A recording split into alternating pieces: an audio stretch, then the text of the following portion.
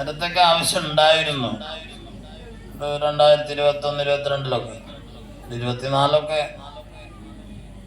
ആയപ്പോഴേക്കും നമുക്ക് അതിൻ്റെ ആവശ്യമില്ല. കാരണം അത്യാവശ്യം കുട്ടികൾക്കൊക്കെ നേരത്തെ തന്നെ എങ്ങോട്ട് പോകണമെന്നൊരു ധാരണയുണ്ട്. ഒരു 10% കുട്ടികൾക്ക് ധാരണയുണ്ട്. ബാക്കി 90% ധാരണ ഉണ്ടെന്ന് പറയുന്നില്ല. ആ 10% കുട്ടികൾക്ക് ധാരണ മതി. കാരണം അത്രയ്ക്കുള്ള സീറ്റുകളെ ഇവിടെ ഉള്ളൂ. അത്രയ്ക്കുള്ള ആളുകൾക്ക് ജോലി കൊടുക്കാനേ എക്സലന്റ് ആയിട്ടുള്ള വേക്കൻസീസ് അത്രയേ ഉള്ളൂ. അപ്പൊ അത്രയും പേര് അറിഞ്ഞാൽ മതി. ബാക്കിയുള്ളവർ അറിഞ്ഞിട്ടും വലിയ വിശേഷമൊന്നും ഇല്ല. കാരണം നമുക്ക് നോക്കിയാൽ അറിയാം. ഇപ്പൊ കോമ്പറ്റേറ്റീവ് എക്സാമിനേഷൻസിന്റെ ഒക്കെ റാങ്കുകൾ പണ്ട് 700-ല് ഒരു 680 ഫസ്റ്റ് റാങ്ക്, സെക്കൻഡ് റാങ്ക് ഒരു 670 അങ്ങനെയൊക്കെ ആയിരുന്നു.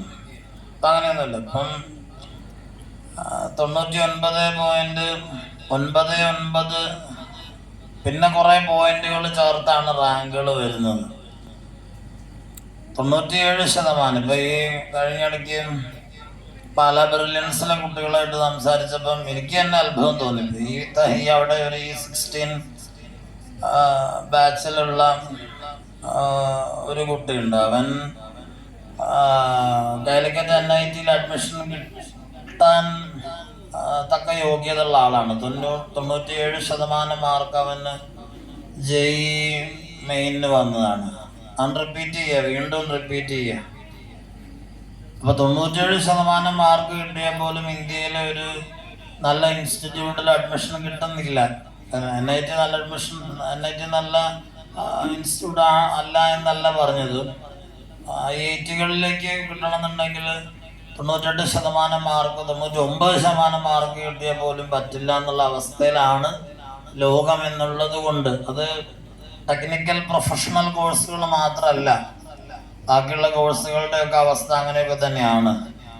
അപ്പം അതുകൊണ്ട് നമ്മളിവിടെ ആരെങ്കിലുമൊക്കെ പഠിക്കാൻ പറയുന്നതും കാത്തിരിക്കുന്നതൊക്കെ വിഡിത്താണ്. പിന്നെ ഇവിടെ ഉള്ള കുട്ടികൾ വളരെ ചെറിയ കുട്ടികളും പിന്നെ അതിനേക്കാൾ കുറച്ചും കൂടെ മുതിർന്ന കുട്ടികളും അതിനേക്കാൾ കുറച്ചും കൂടെ മുതിർന്ന കുട്ടികളും അങ്ങനെയാണുള്ളത് ഇവിടെ. അതുകൊണ്ട് അവരൊക്കെ ഇത് പറഞ്ഞാൽ പ്രയോജനം വരും. അതുകൊണ്ടാണ് നമ്മളിത് പറയുന്നത്. ഇതിൽ ഒരു ചെറിയ കാര്യം അറിയാനുള്ളത്, 8, 9, 10, 11, 12 കോളേജ് സ്റ്റുഡൻസ്, അതിന് മുകളിലേക്ക് തൊഴിൽ അന്വേഷിക്കുന്നവർ വരെ, അതായത് ചുരുക്കി പറഞ്ഞാൽ 8ാം ക്ലാസ് മുതലുള്ളവരൊന്ന് കൈപോക്കി കാണിച്ച്. 8ാം ക്ലാസ് മുതലുള്ളവർ ഒരു 90% പേര് 8ാം ക്ലാസിന്റെ മുകളിലേക്കുള്ള. ചിലരൊക്കെ ചോദിച്ച് മനസ്സിലാക്കണോ ഏതാന്ന്? അവർക്ക് തന്നെ അറിഞ്ഞോളൂ തോന്നുന്നത്. അപ്പം 5 മുതൽ 7 വരെയുള്ള കുട്ടികളൊന്ന് കൈപോക്കി കാണിച്ച്. 5 മുതൽ 7 വരെ താഴ്ത്തിക്കും. അതിന് താഴെയുള്ള പിള്ളേരെ കണ്ടാൽ നമുക്കറിയാം. താഴ്ത്തിക്കും. താഴ്ത്തിക്കും, കുഴപ്പമില്ല. അവന് മനസ്സിലായി കാര്യം. നീ താഴ്ത്തിക്കോ.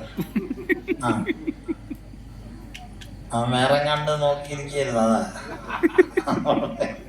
ശരി.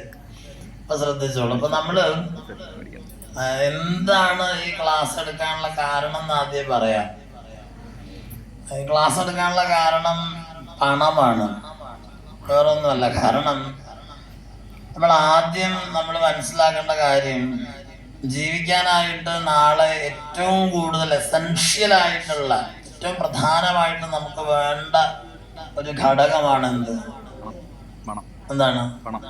പണം. അത് നിങ്ങൾ അംഗീകരിച്ചാലും ഇല്ലെങ്കിലും അതൊരു സത്യമാണ്. പണത്തിന് പകരമായിട്ടൊരു സബ്സ്റ്റിറ്റ്യൂട്ടായിട്ടൊരു സാധനമില്ല. ബുദ്ധിമുട്ടാണ്. ഇപ്പൊ നമ്മുടെ നാട്ടിലൊക്കെ കാണുന്ന പല കുടുംബങ്ങളുടെയും തകർച്ചയ്ക്ക് പ്രധാന കാരണം പണത്തിന്റെ പ്രശ്നങ്ങൾ തന്നെയാണ്. ഭാര്യ ഭർത്താക്കന്മാർ തമ്മിലുള്ള പ്രശ്നങ്ങള്, ചെറിയ ചെറിയ പ്രശ്നങ്ങൾ, അത് വലിയ വഴക്കിലെത്താൻ ഒരു ബൂസ്റ്റർ ആവുന്നതും കടമ്പനാട് ഒഴിച്ചുള്ള സ്ഥലത്ത് പണമാണ്. ഇവിടെ എല്ലാവരുടെ കയ്യിൽ പണം ഉണ്ടല്ലോ. അപ്പൊ നമ്മള് കുറച്ചൊക്കെ ഒന്ന് ശ്രദ്ധിക്കണം. കാരണം മുതിർന്ന കുട്ടികളൊക്കെ ഇതിനകത്തുണ്ടല്ലോ. നിങ്ങള് ശ്രദ്ധിച്ചിട്ടുണ്ടാവും, ഈ നോട്ട് നിരോധനം കഴിഞ്ഞിട്ട് പിന്നെയും നോട്ട് നിരോധനം വന്നു. അല്ലേ? അതായത് 2000 നോട്ടത്തിന്റെ ഇടയിൽ അപ്രത്യക്ഷമായില്ലേ? അതാരും അറിഞ്ഞൊന്നുമില്ല, അതിനാരും വിപ്ലവം ഉണ്ടാക്കിയില്ല, ആരും മിണ്ടിയതൊന്നുമില്ല, അറിഞ്ഞതായിട്ട് പോലും നന്നായി എന്നാ ചിലരൊക്കെ പറഞ്ഞു. ഒന്നാമത്തെ 2000 നോട്ട് കുറെ കാലമായിട്ട് കാണുന്നുണ്ടായിരുന്നില്ല, എന്നത് നിരോധിച്ചു. ഇനി ബാക്കിയുള്ള നോട്ട് കണ്ടില്ല, 500-ന്റെയും 100-ന്റെയും 200-ന്റെയും 10-ന്റെയും 20-ന്റെ ഒക്കെ വളരെ മോശം നോട്ടുകളാണ്. വളരെ പെട്ടെന്ന് ഡാമേജ്ഡ് ആവുന്ന, വളരെ ഉപയോഗിക്കാൻ പ്രയാസമുള്ള തരത്തിലുള്ള നോട്ടുകളാണ്. 500-ന്റെയൊക്കെ നോട്ടൊക്കെ വളരെ പെട്ടെന്ന് ചീത്തയായി പോകും. അപ്പൊ ഈ രഘുറാം രാജനെ പോലെ ഒരു വലിയ വേഴ്സറ്റൽ ജീനിയസ് ഇരുന്ന കാലഘട്ടത്തില് RBIയിൽ ഹാർവാർഡിൽ സാമ്പത്തിക ശാസ്ത്രത്തിൽ PhD ഒക്കെ എടുത്ത് സ്വസ്ഥമായിരുന്ന ആ മനുഷ്യനെ ഇന്ത്യ വില കൊടുത്ത് മേടിച്ചുകൊണ്ട് വന്നതാണ്. അപ്പൊ അദ്ദേഹത്തെ പോലുള്ളൊരു ഇന്റലക്ച്വൽ ജെയിന്റ് ഇങ്ങനെ ഒരു മണ്ടത്തരം കാണിക്കുകയോ ഇല്ല. അപ്പൊ എന്താ സംഭവം? ഈ നോട്ടൊക്കെ നിങ്ങൾ നോട്ട് ചെയ്ത് വെച്ചോളൂ, കുറച്ചു കാലം കഴിയുമ്പം ഈ നോട്ടെല്ലാം പിൻവലിക്കും. ഇന്ത്യ ഡിജിറ്റലൈസ്ഡ് ആയിക്കൊണ്ടിരിക്കുകയാണ്. അതിന്റെ പ്രവർത്തനങ്ങളൊക്കെ ഏകദേശമൊക്കെ ലാസ്റ്റ് സ്റ്റേജിലാണ്. ഇതിന് പ്രത്യേകിച്ച് ഒരു സുപ്രഭാതത്തിൽ നമ്മൾ കണ്ണടച്ച് തുറന്നപ്പോൾ നോട്ട് നിരോധിച്ച പോലെ തന്നെ ആയിരിക്കും ഒരു ദിവസം നമ്മളോട് പറയാം കയ്യിലുള്ളതൊക്കെ തിരിച്ചു കൊടുക്കാൻ പറയും. അപ്പൊ നിങ്ങൾ പിന്നെ അതിന്റെ ഒന്നും ആവശ്യമില്ല, ഇപ്പൊ തന്നെ നമുക്ക് അറിയില്ലേ. അപ്പൊ നമ്മള് ഇപ്പൊ ബൈ ഹാൻഡ് പണം കൊണ്ടു നടക്കുന്ന വളരെ ചുരുക്കമാണ്. ഇപ്പൊ നിങ്ങൾ തന്നെ എവിടെയെങ്കിലും യാത്ര പോകുന്ന സമയത്ത് ചായ കുടിക്കാൻ തട്ടുകടയിൽ കയറി കഴിഞ്ഞാൽ ആദ്യം ചോദിക്കുന്നത് എന്താ? പടയുണ്ടോന്നാണ്. ഗൂഗിൾ ഉണ്ടോ? അമ്മമാരൊക്കെ എത്ര ഉഷാറായിട്ടാ ഗൂഗിൾ പേ ഉണ്ടോന്ന് ചോദിക്കുന്നു. ഗൂഗിൾ പേ ഇല്ലെങ്കിൽ കട നിർത്തി പോക്കൂടെ എന്നൊക്കെ ചോദിക്കും. അങ്ങനെയാണ്. ആരും ഇപ്പൊ കൈകൊണ്ട് പണം കൊടുക്കുന്നൊന്നുമില്ല. എല്ലാ മേഖലകളിലും അങ്ങനെ. ഞങ്ങള് കുറച്ചു കാലം മുമ്പ് ഡൽഹിയിൽ സപ്താഹത്തിന് പോയപ്പം അതിന്റെ സംഘാടകർ ഞങ്ങളോട് ചോദിച്ചു, ദക്ഷിണ ഗൂഗിൾ പേ ആയിട്ട് തന്നാ മതി വേണ്ടി. അല്ല, ഞാൻ ഇവിടെ നിന്ന് കള്ളം പറയല്ലോ, അദ്ദേഹം ഉണ്ടായിരുന്നു.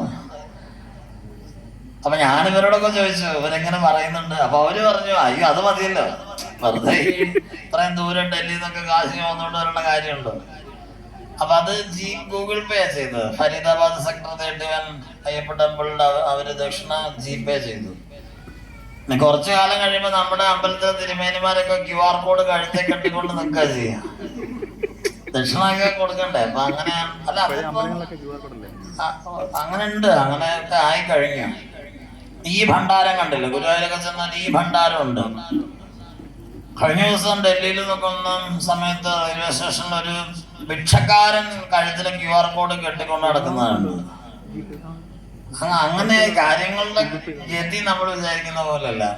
അപ്പൊ എന്താ പ്രശ്നം എന്നറിയോ? മണി പോഡുകൾ വരും, ഐപോഡുകൾ വരും. നമ്മുടെ എല്ലാ, അതായത് ആധാറും പാനും ഒക്കെ ലിങ്ക് ചെയ്യാൻ പറഞ്ഞില്ലേ, അതൊക്കെ ഇതിന് വേണ്ടിയിട്ടാണ്.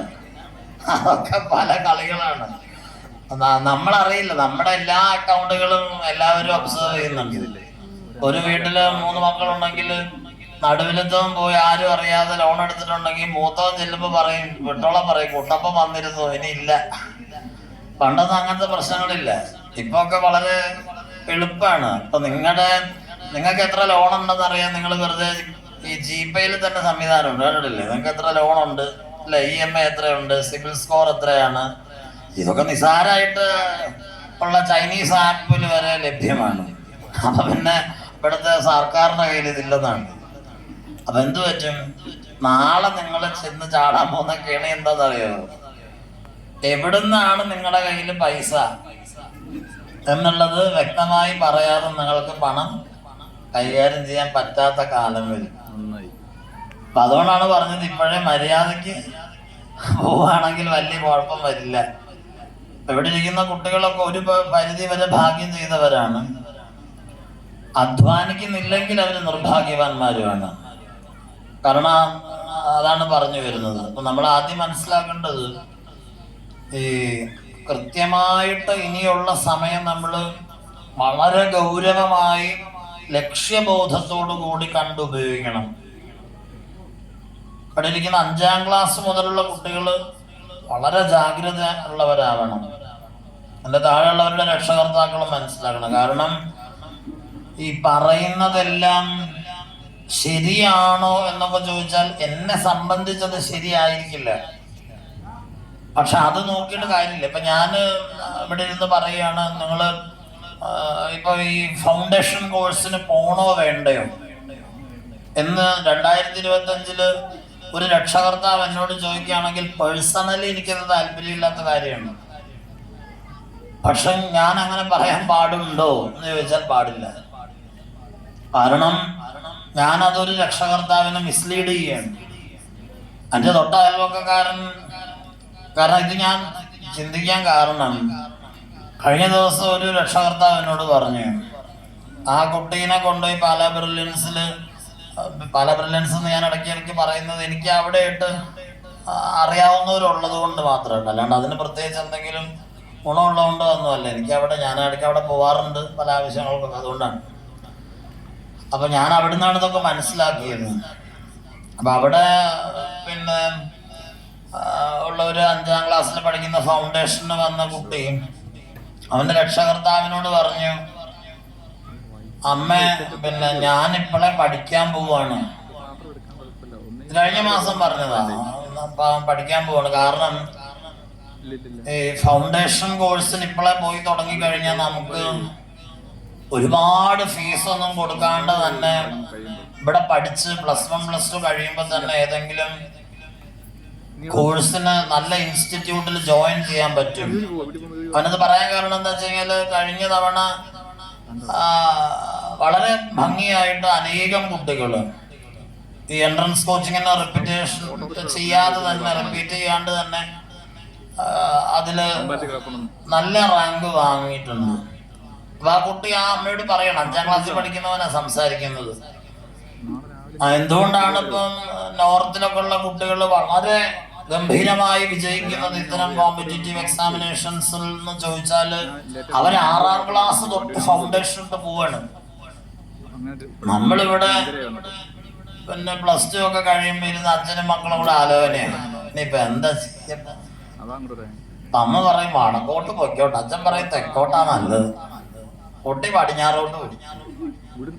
ഇതൊക്കെയാണ് ഇവിടെ നടക്കുന്നത്. അപ്പൊ അതുകൊണ്ട് അത് മാറണമെങ്കിൽ നമ്മൾ എങ്ങനെ, ഇപ്പൊ നമുക്കിവിടെ ഞാനിവിടെ പറയാൻ പോകുന്നത് പ്രൊഫഷണൽ കോഴ്സിനെ കുറിച്ചൊന്നല്ല, അതൊക്കെ പിന്നത്തെ കാര്യമാണ്. നിങ്ങൾക്ക് എങ്ങനെ ഒരു ജോലി സമ്പാദിക്കാന്നാണ് ഞാൻ പറയാൻ പോകുന്നത്.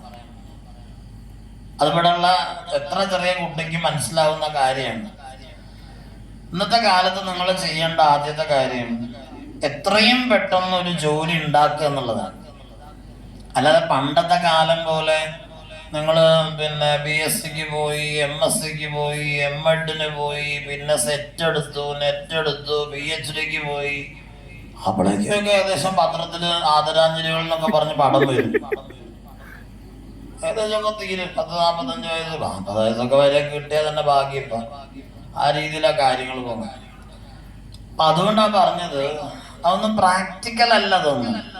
അപ്പൊ നമ്മളെന്താ ചെയ്യേണ്ടത്, വളരെ വേഗത്തിൽ ഒരു ജോലി എങ്ങനെ ഉണ്ടാക്കിയെടുക്കാൻ പറ്റും, അതാണ് നമ്മളിവിടെ ശ്രദ്ധിക്കേണ്ടത്. അത് ഇപ്പം എങ്ങനെയാത് മനസ്സിലാക്കേണ്ടത് ചോദിച്ചാൽ, ഇപ്പൊ നമ്മൾക്ക് ഏറ്റവും എല്ലാ സ്ട്രീമിലും പെട്ടവർക്കും, സയൻസ് ആയിക്കോട്ടെ, ഹ്യൂമാനിറ്റീസ് ആയിക്കോട്ടെ, കൊമേഴ്സ് ആയിക്കോട്ടെ, ആർക്കും നിങ്ങൾക്ക് പോകാൻ പറ്റുന്നൊരു വഴി ഞാൻ പറയാം. രക്ഷകർത്താക്കൾ മനസ്സിലാക്കണം. ഒരു 6ാം ക്ലാസ് 7ാം ക്ലാസ് ഒക്കെ ആകുമ്പോഴേക്കും എന്താ ചെയ്യേണ്ടതെന്ന് ചോദിച്ചാല്, ഒരു 6ാം ക്ലാസ് 7ാം ക്ലാസ് ഒക്കെ ആകുമ്പോൾ തന്നെ കുട്ടികളെ പതുക്കെ സ്റ്റാഫ് സെലക്ഷൻ കമ്മീഷൻ എന്താണെന്ന് പറഞ്ഞു കൊടുക്കണം. SSC സെൻട്രൽ ഗവൺമെന്റിന് നല്ല ഗംഭീരമായ ജോബ് ഓപ്പർച്യൂണിറ്റീസ് ആണത്. ഒരുപാട് ഗുണങ്ങളുണ്ട്, ഒരുപാട് ആനുകൂല്യങ്ങളുണ്ട്, നല്ല ശമ്പള സ്കെയിലുമാണ്. അപ്പൊ നിങ്ങൾ എന്താ ചെയ്യേണ്ടത്, ഇപ്പൊ നമ്മുടെ നാട്ടിലിപ്പോഴുള്ള പ്രശ്നം എന്താ അറിയാം, ഇപ്പം ഒരു പെൺകുട്ടി ഇങ്ങനെ നിൽക്കുക. അപ്പൊ നിങ്ങൾ ചെന്ന് ചോദിച്ചു നോക്കിയേ, അവളിപ്പോ എന്താ ചെയ്യുന്നത്, എന്താ നീ പഠിച്ചത്? അപ്പൊ അവള് പറയും, ഞാൻ B.Tech ആണ് പഠിച്ചത്. B.Tech ഏതായിരുന്നു? ഞാൻ EEE ആയിരുന്നു, ഇലക്ട്രിക്കൽ ആൻഡ് ഇലക്ട്രോണിക്സ് ആയിരുന്നു. ഇപ്പൊ എന്താ ചെയ്യുന്നത്? ഇപ്പൊ PSC കോച്ചിങ്ങിന് പോവാ. അല്ലെങ്കിൽ അവള് പറയും ഞാൻ ബാങ്ക് കോച്ചിങ്ങിന് പോവുക, അല്ലെങ്കിൽ അവള് പറയും ഞാൻ SSCക്ക് പോവുക. ഇനി വേറൊരാളെ നോക്കിക്കോളൂ. ഒരു ചെറുപ്പക്കാരനോട് ചോദിക്കാം എന്താ പഠിച്ചത്? ഞാൻ MSc ഫിസിക്സ് കഴിഞ്ഞു. ഇപ്പൊ എന്താ ചെയ്യുന്ന? ഇപ്പൊ SSCക്ക് നോക്കിക്കൊണ്ടിരിക്കുക. ഇത് ദിശ തെറ്റി ഓടിയ വണ്ടികളാണ് ഇതെല്ലാം. എവിടേക്കാ പോകണ്ടെന്ന് അറിയാതെ അബദ്ധപ്പെട്ടു പോയ വണ്ടികളാണ് ഇതെല്ലാം. ഒരു കാരണവശാലും ഒരു ഡിഗ്രി കഴിഞ്ഞിട്ട് നിങ്ങൾ സെറ്റ് ചെയ്യേണ്ടതല്ല SSCയും PSCയും ഒന്നും. അത് ബുദ്ധിമുട്ടാണ്, വളരെ ബുദ്ധിമുട്ടാണ്. ഈ 2024-25 വരെയൊക്കെ ഉള്ളവരെങ്ങനെയൊക്കെയോ തലകുത്തി നിന്ന് പഠിച്ച് അതിലൊക്കെ കേറിയിട്ടുണ്ട്. ഞാൻ യാഥാർത്ഥ്യം പറയണത്, വിഷമിക്കാൻ പറയല്ല. വിഷമം ഉണ്ടാവുന്നുണ്ടെങ്കിൽ നല്ലതും കൂടിയാണ്. അത് എങ്ങനെങ്കിലും പഠിക്കുകയല്ല, ഒരു വാശി ഉണ്ടാവണം, അലസത മാറാൻ നല്ലതാണ്. അപ്പം നമ്മൾ കുറച്ച് വളരെ കഷ്ടപ്പെട്ടാലേ ഇപ്പോഴത്തെ സാഹചര്യത്തില് നമുക്ക് മുന്നോട്ട് പോകാൻ പറ്റും. അപ്പൊ നിങ്ങൾ എന്താ ചെയ്യേണ്ടതെന്ന് അറിയോ? രക്ഷകർത്താക്കൾ മനസ്സിലാക്കേണ്ടത്, ഒരു 6ാം ക്ലാസ് 7ാം ക്ലാസ് ആകുമ്പോഴേക്കും ഇന്ത്യ എന്താണ്, ഇന്ത്യൻ സംസ്ഥാനങ്ങൾ, അതുപോലെ GK, റീസണിങ്, അതുപോലെ ജിയോഗ്രഫി, മാത്തമാറ്റിക്സിന്റെ സ്കിൽ, ഇതിങ്ങനെ ഒരു ഒരു ഞായറാഴ്ച ഉച്ചയ്ക്ക് ശേഷം നിങ്ങൾ കുട്ടിയുടെ കൂടെ ഒന്ന് സ്പെൻഡ് ചെയ്യുക. 2 മണിക്കൂർ മതി. അതൊരു നിരന്തരം ഒരു പ്രോഗ്രാം ആവണം. 7, 8, 9, 10 ആകുമ്പോൾ അവനിൽ ആ ഒരു ഇൻട്രസ്റ്റ് വരാൻ പറ്റണം. നല്ല നല്ല കാര്യങ്ങൾ ഒരു കഥ പോലെ മനസ്സിലാക്കാനും പഠിക്കാനും, അവൻ കാണുന്ന യൂട്യൂബ് വീഡിയോസിൽ ഇന്ത്യൻ സംസ്കാരവും ചരിത്രവും സ്പോർട്സും സാഹിത്യവും ഒക്കെ വരാൻ പറ്റുന്ന രീതിയിലുള്ള നല്ല നല്ല ഒരുപാട് വ്ളോഗുകളൊക്കെ ഉണ്ട് ഇവിടെ. അവനെ ആ ലോകത്തേക്ക് കൊണ്ടുവന്ന് +1 +2 ആകുമ്പോഴേക്ക് എന്ത് ചെയ്യണം? അവനെ ഏത് സ്ട്രീം വേണമെങ്കിലും എടുത്തോട്ടെ, സയൻസ്, അവനെ BTechന് പോകണമെന്ന് എന്ത് വേണം ചെയ്തോട്ടെ. പക്ഷേ അതിനിടയിൽ ഒരു ഹാഫ് ഡേ നിങ്ങൾ കൊച്ചിലെ തൊട്ട് ഒരു ബേസ് ഉണ്ടാക്കി വെക്കുക എല്ലാത്തിലും. ഇനി അത് തന്നെ നിങ്ങൾ മുന്നോട്ട് കൊണ്ടുപോകാൻ ഉദ്ദേശിക്കുന്നെങ്കിൽ നിങ്ങളൊരു ഡിഗ്രിക്ക് പോകുന്നു, അപ്പോഴാണ് നിങ്ങളാവേണ്ടത്. +1 +2 കഴിഞ്ഞ് അപ്പോൾ നിങ്ങൾ GK നോക്കുന്നുണ്ട്, റീസണിങ് നോക്കുന്നുണ്ട്, ബാക്കി കാര്യങ്ങൾ നോക്കുന്നുണ്ട്, കറണ്ട് അഫയേഴ്സ് നോക്കുന്നുണ്ട്. വർഷങ്ങളായി നിങ്ങൾ ഇങ്ങനെ ആ ടച്ചിൽ വരികയാണെങ്കിൽ ഒരു സംശയം വേണ്ട, നിങ്ങൾ ഏതെങ്കിലും ഒരു ഡിഗ്രി എടുത്തോളൂ. ഇംഗ്ലീഷോ ഹിസ്റ്ററിയോ ജോഗ്രഫിയോ ഒക്കെ എടുത്തോളൂ. ആ 3 വർഷക്കാലം ഒരു സൺഡേ ബാച്ചിൽ നിങ്ങൾ ഫുൾ ടൈമറായിട്ട് 3 വർഷം നിങ്ങൾ വർക്ക് ചെയ്യുക. അത് കഴിഞ്ഞാൽ 1 വർഷം നിങ്ങൾ ഇതിനു വേണ്ടി മാത്രം ഒന്ന് മാറ്റി വെച്ച് നോക്കിക്കോളൂ. അപ്പൊ എത്ര വയസ്സായെന്ന് ആലോചിച്ച് നോക്കിയ 17 10ാം ക്ലാസ് എത്ര വയസ്സിലാണ് കഴിയുക? ഇവിടെ ഇല്ലെന്ന് തോന്നുന്നു. 15 വയസ്സ്. +2 എത്ര വയസ്സിൽ കഴിയും? 17. ഡിഗ്രി എത്ര വയസ്സിൽ കഴിയും? 20. 20 കഴിഞ്ഞിട്ട് പിന്നെ 1 വർഷം ഫുൾ ടൈമറായിട്ട് നിങ്ങൾ പോകും. അപ്പൊ എത്രയായി? 21. വേണ്ട, 1 വർഷം കൂടെ എടുത്തോ. 22ാമത്തെ വയസ്സിൽ നിങ്ങൾ സെൻട്രൽ ഗവൺമെന്റ് എംപ്ലോയി ആവും. പിന്നെ എത്ര വർഷം സർവീസ് ഉണ്ടെന്ന് നോക്കും നിങ്ങൾ. എത്ര സിമ്പിളായിട്ട് നിങ്ങൾക്ക് പോകാൻ പറ്റും. പക്ഷെ ആരും ഇതുപോലെ ചെയ്യുന്നില്ല. ചെയ്തവരാണ് അങ്ങോട്ട് പോയത്. 21ാമത്തെ വയസ്സിൽ സിവിൽ സർവീസ് കിട്ടിയ കുട്ടിയുണ്ട് പാലയില്. അവള് 6ാം ക്ലാസ് തൊട്ട് ഇതിന്റെ പിന്നാലെയായിരുന്നു. പിന്നാലെ എന്ന് പറഞ്ഞാൽ മരണക്കെണി പഠിത്തമൊന്നും നല്ലത്, അത് ആസ്വദിച്ചുകൊണ്ടുള്ള പഠിത്തമാണ്. പതുക്കെ പതുക്കെ വായിച്ച് എഴുതിയും 5, 6, 7 ഒക്കെ ആയപ്പോഴൊക്കെ അവൾക്ക് അറിയാം. അവളോട് സംസാരിച്ചപ്പോൾ അവൾ എന്നോട് നേരിട്ട് പറഞ്ഞില്ല. അവളുടെ ഒരു ഫ്രണ്ട് എൻ്റെ ഫ്രണ്ടായിരുന്നു. അപ്പൊ അവളോട് സംസാരിച്ച അവൾ പറഞ്ഞു, ചേട്ടാ ഞാൻ 10ാം ക്ലാസ് ആയപ്പം എനിക്ക് സിവിൽ സർവീസിന് എന്തൊക്കെയാ വേണ്ടതെന്ന് കൃത്യമായിട്ട് അറിയാമായിരുന്നു. അവൾ അത് വെച്ചാ പഠിച്ചത്, അങ്ങനെ പഠിച്ചു പോയി. അവൾക്ക് 10ാം ക്ലാസ് ആയപ്പോഴേ പകുതി അവൾ കവർ ചെയ്തിട്ടുണ്ട്. +1 +2 കഴിഞ്ഞ് മാറി വാങ്ങിയ ഡിഗ്രി കഴിഞ്ഞ് അപ്പം തന്നെ 21ാമത്തെ വയസ്സിൽ മസൂറി ക്യാമ്പിൽ പോയ ബേബി IAS എന്ന് വിളിക്കപ്പെട്ട കുട്ടിയാണ് അവള്. അവള് സാധാരണ ഏതോ പിന്നെ വീട്ടിൽ ജനിച്ചു, പിന്നെ വലിയ ഡിഗ്രി ഒന്നുമല്ല, സാധാരണ ഇംഗ്ലീഷ് ലിറ്ററേച്ചറിലാണ് അവൾ ഡിഗ്രി ഇടുന്നത്. എത്ര സിമ്പിളായിട്ട്. ഇപ്പം മസൂറി ക്യാമ്പിലാണ്.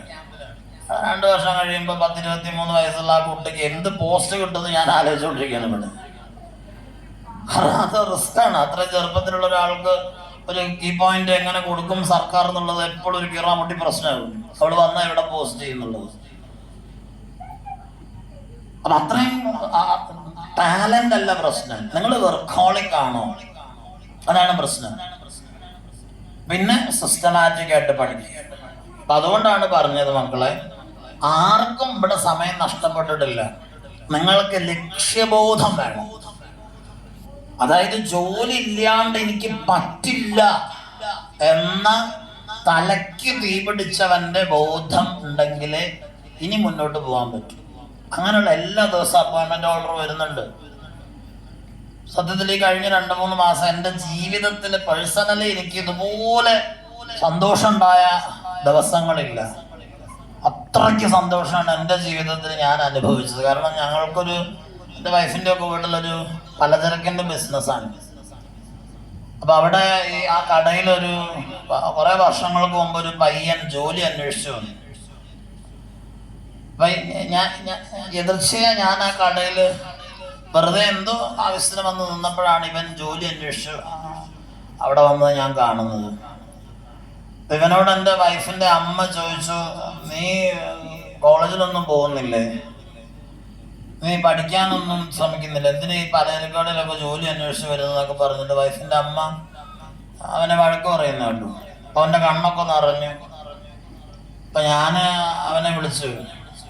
ഇവിടാണ് അവന്റെ കഥയൊക്കെ മനസ്സിലാവുന്നത്. അപ്പൊ അവൻ 10ാം ക്ലാസ് നല്ല മാർക്ക് വാങ്ങി പാസ്സായ ആളാണ്. +1 +2 സയൻസ് ഗ്രൂപ്പ് എടുത്ത് നല്ല മാർക്ക് കിട്ടി. കേരള എൻട്രൻസ് ഒക്കെ കീമോ എഴുതിയിട്ട് അതിനകത്ത് റാങ്കും കിട്ടി. പക്ഷെ ഫീസ് അടയ്ക്കാൻ പൈസ ഉണ്ടായിരുന്നില്ല. അച്ഛൻ മരിച്ചുപോയി, അമ്മ രോഗിയാണ്. അമ്മാവന്മാരോടൊക്കെ കെഞ്ചി പറഞ്ഞിട്ട് ആരും ഒരു പൈസയും കൊടുത്തില്ല. അങ്ങനെ ഇവൻ ഒരു പോളിടെക്നിക് ഡിപ്ലോമ കംപ്ലീറ്റ് ചെയ്തു. അത് നല്ല മാർക്കൊക്കെ കിട്ടി അവൻ പാസ്സായിട്ട്. പിന്നെ പണി ഇല്ലാഞ്ഞിട്ട് ഇങ്ങനെ അവൻ പണി അന്വേഷിച്ച് ആ മാർക്കറ്റ് വന്നതാണ്.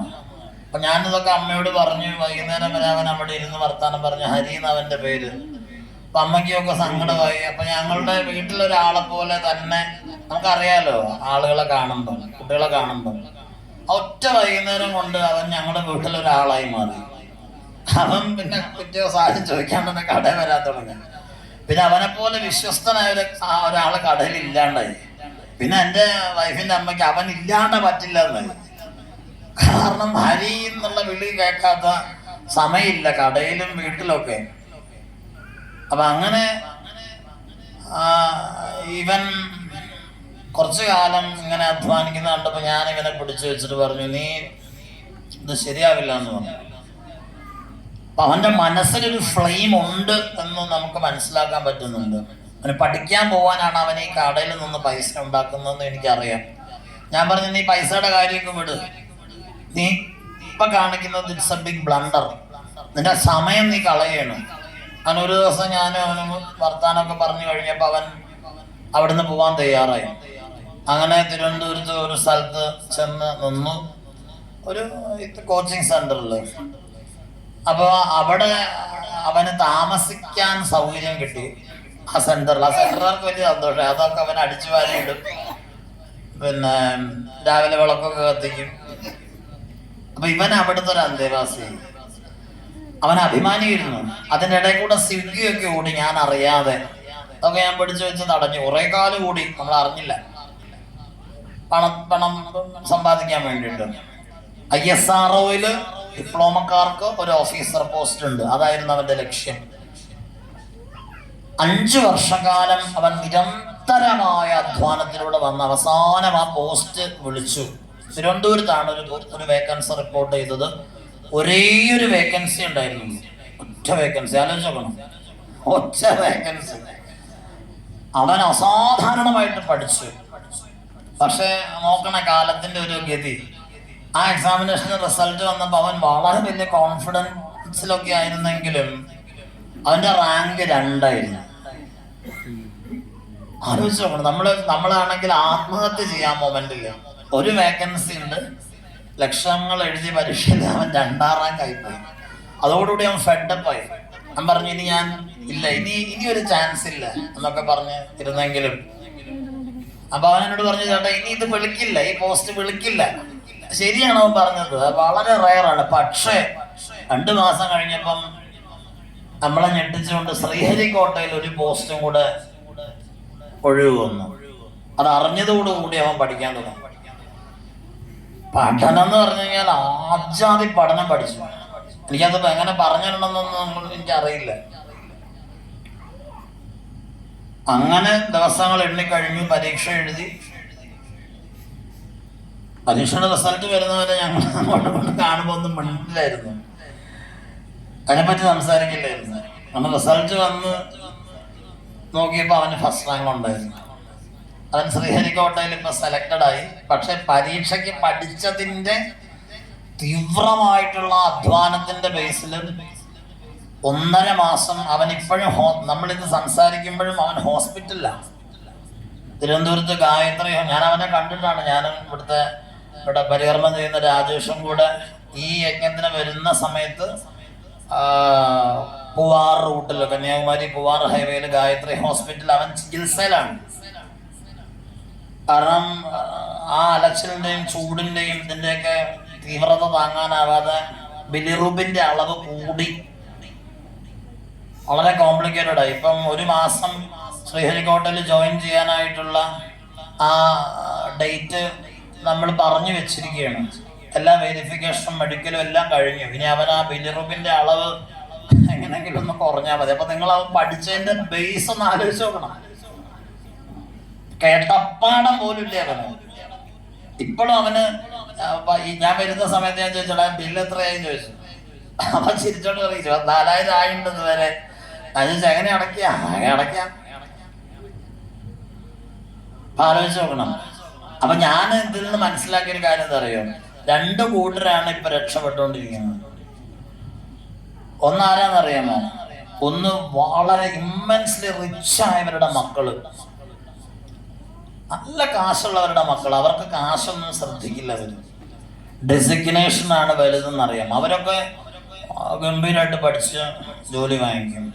അവരെ ഒന്നും ഭ്രമിപ്പിക്കുന്നില്ല. ഗാഡ്ജറ്റ്സുകളും വണ്ടിഭ്രമം, ഉടുപ്പ് ഭ്രമം, സിനിമാ ഭ്രമം ഒന്നും അവർക്കില്ല. കാരണം അതൊക്കെ അവർ കണ്ട് മടുത്ത സാധനങ്ങളാണ്. ശ്രദ്ധിക്കുക പോലും ഇല്ല. വലിയ വീട്ടിൽ നിന്ന് വരുന്ന കുട്ടികളെ സത്യത്തിൽ തിരിച്ചറിയാൻ പോലും പറ്റില്ല. അത്രയ്ക്ക് സിമ്പിളായിട്ട് അവർ പോയി ജോലി കിട്ടിപ്പോകും. പിന്നെ രണ്ടാമതിപ്പോ രക്ഷപ്പെടുന്ന ആരാന്നറിയാമോ? കയറി കിടക്കാൻ പാർപ്പിടം പോലും ഇല്ലാത്തവരുടെ മക്കള്.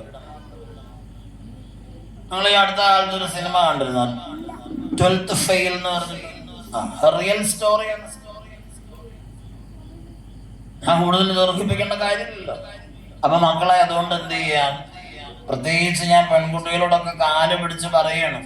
ഞാൻ ആദ്യ ദിവസം പറഞ്ഞാണത്, നിങ്ങൾ ഏതെങ്കിലും ഒരു വീട്ടില് നിങ്ങള് കല്യാണം കഴിച്ച് ചെന്ന് കയറുമ്പം, നിങ്ങൾ ചെന്ന് കയറുന്ന വീട്ടിൽ നിങ്ങൾ പറയുന്ന കാര്യങ്ങൾക്ക് വിലയുണ്ടാവണമെങ്കിൽ നിങ്ങൾക്ക് സ്വന്തമായിട്ട് വരുമാനം വേണം. അല്ലെങ്കിൽ നിങ്ങളുടെ ജീവിതം കരിയുടെയും ചട്ടിയുടെയും കാലത്തിൻ്റെയും ഇടയിലായിട്ട് കുറെ അലക്കുകല്ലിലും കുറെ അടുപ്പ് കല്ലിലും ഒക്കെ ആയിട്ട് ലയിച്ച് തീരും. അത് മതിയോ എന്ന് ആലോചിക്കണം. മാറുന്ന കാലത്തിനനുസരിച്ച് നമ്മൾ ചിന്തിക്കണ്ടേ. അപ്പം പല രീതിയിൽ നമുക്ക് ജോലികളിലേക്ക് പോകാം. ഇപ്പോൾ ഏറ്റവും നല്ല ഓപ്ഷനാണ് ഈ പറഞ്ഞ രീതിയിൽ 8ാം ക്ലാസ് 10ാം ക്ലാസ് ഒക്കെ ആണെങ്കിൽ നിങ്ങൾ ഇപ്പോഴേ SSCക്ക് വേണ്ടി പ്രയത്നിക്കുക. വളരെ സിംപ്ലി ആൻഡ് എലഗന്റ് ആയിട്ട് നിങ്ങൾക്ക് പൂർത്തീകരിക്കാൻ പറ്റും. നമ്പർ 1 അത് അവിടെ ഇരുന്നോട്ടെ, ഇത് കഴിഞ്ഞിട്ട് എടുക്കാം. ഇരുന്നോട്ടെ, കുട്ടികളുടെ ശ്രദ്ധ പോയി പോകും. അപ്പം ഈ SSCയുടെ കാര്യം നിങ്ങൾ പരിഗണിച്ചോളൂ വേണമെന്നുണ്ടെങ്കിൽ. ഇനി എല്ലാവരും ചോദിക്കുന്നൊരു ചോദ്യമാണ്, ചേട്ടാ ഇപ്പൊ ഈ എഞ്ചിനീയറിങ്ങിന് പോയിട്ട് കാര്യമുണ്ടോ? ഒരുപാട് പേരുടെ പ്രധാനപ്പെട്ട ചോദ്യങ്ങളിൽ ഒന്നാണിത്. ഇപ്പൊ അലോട്ട്മെന്റ് നടന്നുകൊണ്ടിരിക്കുകയാണ്. 2ാമത്തെ ഘട്ടം അലോട്ട്മെന്റ് കേരള സ്കീമിന്റെ ഒക്കെ വന്നു കഴിഞ്ഞു. പലരും ചോദിക്കുന്ന ചോദ്യമാണ്, ഇതിന് പോയിട്ട് കാര്യമുണ്ടോ എന്ന്. ഞാനൊരു കാര്യം പറയാം, ഈ ബിടെക്കിന് നിങ്ങൾ പോകുന്നുണ്ടെങ്കിൽ ഇന്നത്തെ സാഹചര്യത്തിൽ 2 ഇൻസ്റ്റിറ്റ്യൂട്ടേ സത്യത്തിൽ നിങ്ങൾ പ്രിഫർ ചെയ്യാവൂ. ഒന്ന് IIT ആണ്, 2ാമത്തത് NIT ആണ്. അല്ലാതെ നിങ്ങൾ ബിടെക്കിന് പോയാൽ എന്താ ഗുണം ചോദിച്ചു കഴിഞ്ഞാൽ 4 കൊല്ലം കൊണ്ട് 56 പേപ്പർ എഴുതി എടുക്കാതിരിക്കാം. അതൊക്കെ നിങ്ങളുടെ ഇഷ്ടമാണ്.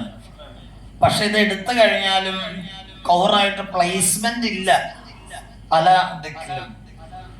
അപ്പൊ ഇതിനിടയിൽ അപകടം വരുന്നത് എവിടെയാണ്? ഈ ബിടെക് കഴിഞ്ഞിട്ട് നിങ്ങൾ 1 വർഷം ഇതിനിടയിൽ ഒരു ഗ്യാപ്പ് വന്നാൽ പിന്നെ നിങ്ങളുടെ കരിയർ ഷട്ട് ഡൗൺ ചെയ്തു പോകും. അവിടെയാണ് നിങ്ങൾ ജാഗ്രത കൊണ്ട് കാര്യങ്ങൾ ചെയ്യേണ്ടത്. ബിടെക് സ്റ്റുഡൻസ് ഒക്കെ ഇതിനകത്തുണ്ടെങ്കിൽ ദയവ് ചെയ്ത് മനസ്സിലാക്കിക്കോളൂ. ഒരു 3-ാം വർഷം ആകുമ്പോൾ തന്നെ ഏതെങ്കിലുമൊക്കെ ലാംഗ്വേജോ ഒക്കെ എക്സ്ട്രാ ആയിട്ട് ചെയ്ത് പ്രൊഫൈല് നന്നാക്കി വെച്ച് ഏതെങ്കിലുമൊക്കെ നല്ല പ്രോജക്റ്റുകളൊക്കെ ജോയിൻ ചെയ്ത് നല്ലൊരു പ്രൊഫൈൽ ഉണ്ടാക്കി എത്രയും പെട്ടെന്ന് ജോബ് സെക്യൂരിറ്റി ഉണ്ടാക്കണം. അത് ചെറിയ ശമ്പളത്തിനായിക്കോട്ടെ, വെറുതെ ഇരിക്കും. ചില ആളുകൾ അങ്ങനെയാണ്, പഠിച്ചു കഴിയട്ടെ അമ്മേ, ഇനിയിപ്പോൾ ഞാൻ 6 മാസം വീട്ടിൽ പപ്പടം ചുട്ട് കളിക്കട്ടെ എന്നൊക്കെ പറഞ്ഞിരിക്കും. അതോടുകൂടി പിന്നെ തീരും. അപ്പം അതുകൊണ്ട് പറയുകയാണ്, ഇതിനകത്ത് ആരെങ്കിലും ഉണ്ടോ? ഈ +1 +2 സയൻസ് ഗ്രൂപ്പുകാരുണ്ടോ? ആരെങ്കിലും ഒന്ന് കൈപോക്കി കാണിച്ചു. അത്ര പേരുണ്ടോ? വളരെ സന്തോഷം. കൈ താഴ്ത്തിക്കോളൂ. +1 +2 ഇത്രയും പേര് ഇരിപ്പുണ്ട്. ഇവരെ കണ്ടു കഴിഞ്ഞാൽ 10ാം ക്ലാസ്സിലോ 7ാം ക്ലാസ്സിലോ എന്നേ തോന്നുള്ളൂ. അതുകൊണ്ടാണ്. അപ്പൊ +1 +2 കുട്ടികൾ ശ്രദ്ധിക്കണം, സയൻസ് ഗ്രൂപ്പുകാർ. ഞാൻ നിങ്ങളോട് പേഴ്സണലി ഒക്കെ സംസാരിക്കും. ഇത് വെയിറ്റ് ചെയ്യട്ടെ. അത് മാത്രമല്ല, കൊമേഴ്സ് ആണെങ്കിൽ നിങ്ങൾക്ക് ധാരാളം ഇന്ത്യയിൽ ഇപ്പോൾ ഫാസ്റ്റ് ഫില്ലിംഗ് ആയിട്ടുള്ള മേഖല കൊമേഴ്സും കൂടിയാണ്. CA മാത്രമല്ല, കോസ്റ്റ് ആൻഡ് വർക്ക് അക്കൗണ്ടന്റ് ഉണ്ട്, CMA ഉണ്ട്, ആക്ച്വറിയൻ ഉണ്ട്, അതുപോലെ തന്നെ കമ്പനി സെക്രട്ടറീസിന്റെ പോസ്റ്റ് ഉണ്ട്. ധാരാളം ഓപ്പർച്യൂണിറ്റീസ് ഉണ്ട്. ഇനി ഇതൊന്നും അല്ല, പാരാമെഡിക്കൽ കോഴ്സുകൾ ധാരാളം ഉണ്ട്. മെഡിക്കൽ ഫീൽഡിൽ നിങ്ങൾക്ക് താല്പര്യം ഉണ്ട്, പക്ഷേ MBBS-നോ BAMS-നോ പോകാൻ താല്പര്യമില്ല. ധാരാളം കോഴ്സുകളുണ്ട്. 2 വർഷം 3 വർഷം കൊണ്ട് ജോബ് സെക്യൂരിറ്റി ഉള്ള കോഴ്സുകൾ. ഇപ്പോൾ electro neuro diagnostic technology, cardio vascular technology. ഏറ്റവും നല്ലൊരു ഓപ്ഷനാണ് നഴ്സിംഗ്. ഒരു 5 വർഷത്തേക്കൊക്കെ നിങ്ങൾ നഴ്സിങ്ങിന് ഗ്യാരണ്ടീഡ് ആണ് നഴ്സിംഗ്. അത് കഴിഞ്ഞാൽ പിന്നെ കുറച്ചധികം വെയിറ്റ് ചെയ്യേണ്ടി വരും. ഇപ്പം പക്ഷെ കുഴപ്പമില്ല. നമ്മൾ നഴ്സിങ്ങിന് പോയാൽ നഴ്സിംഗ് കംപ്ലീറ്റ് ചെയ്ത് 1 വർഷം നിങ്ങൾ എവിടെയെങ്കിലും എക്സ്പീരിയൻസ് ഉണ്ടാക്കി കഴിഞ്ഞാൽ പുറത്തേക്ക് പോയി കഴിഞ്ഞാൽ നല്ല ശമ്പളമുണ്ട്. ഒരുപാട് പെൺകുട്ടികൾ ജീവിതം കരിപ്പിടിപ്പിച്ച മേഖലയാണ് നഴ്സിംഗ്. പഴയ കാലം പോലെയല്ല. ഒപ്റ്റോമെട്രി ഉണ്ട്, അതുപോലെ തന്നെ ഓഡിയോളജി ആൻഡ് സ്പീച്ച് തെറാപ്പി ഉണ്ട്, റെസ്പിറേറ്ററി തെറാപ്പി ഉണ്ട്. ഒരുപാട് മേഖലകൾ അതിലൊക്കെ ധാരാളമായിട്ടുണ്ട്. പിന്നെ സ്വന്തമായിട്ട് നിങ്ങൾക്ക് പോകാൻ വഴിയുണ്ടെങ്കിൽ LLBക്ക് പോകാം.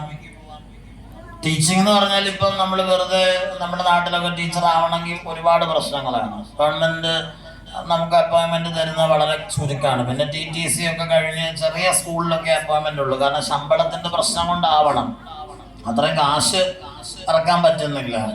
ഇപ്പം പുറത്തേക്ക് നോക്കാം. നിങ്ങൾക്ക് യോഗ്യത ഉണ്ടെങ്കിൽ മസ്കറ്റിലൊക്കെ ഇന്ത്യൻ സ്കൂളുകളുണ്ട്, ദുബായിൽ ഇന്ത്യൻ സ്കൂളുകളുണ്ട്. നല്ല ഓപ്ഷനാണ്, അത് മോശമൊന്നുമല്ല. അപ്പം ജോബിനെ കുറിച്ചാണെങ്കിൽ ധാരാളം പറയാം, കോഴ്സുകളെ കുറിച്ചാണെങ്കിൽ ധാരാളം പറയാം. ഞാനൊരു റിവേഴ്സ് ഓർഡറിൽ വരാം. ഇവിടെ ഇരിക്കുന്ന കുഞ്ഞുങ്ങളാണല്ലോ, അവരവരുടെ ജീവിതം കരിപ്പിടിപ്പിക്കാനുള്ള ഇവിടെ വന്നത് മെനക്കെട്ട്.